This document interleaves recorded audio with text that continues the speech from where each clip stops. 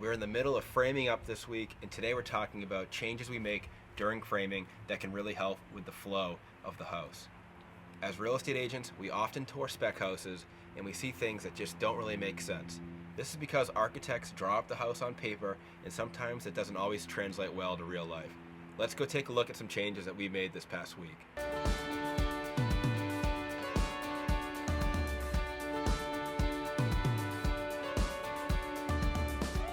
Once we get each room framed up, we put floor plates down on the ground, which shows where the future rooms are going to be.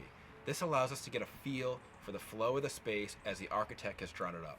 Oftentimes, there may be a tweak or two that we want to make that's just going to make a little bit more sense when we get into the space and start framing it.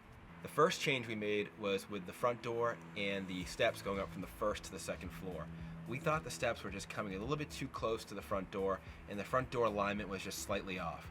The first thing we're going to do is we're going to shift the front door over about an inch or two, as well as take about a quarter inch off each stair tread to move the stairs back about a total of 6 inches. This should allow some better flow between where the dining room is going to be and that main hallway. The next two changes are upstairs.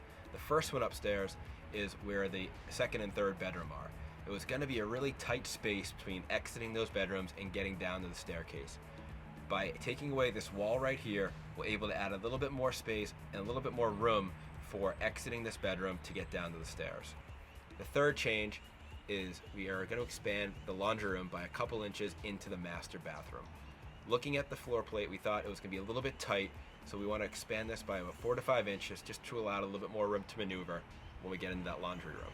By being on site during framing, we're able to make the necessary changes that are going to translate to better flow and functionality in the house once it's completed.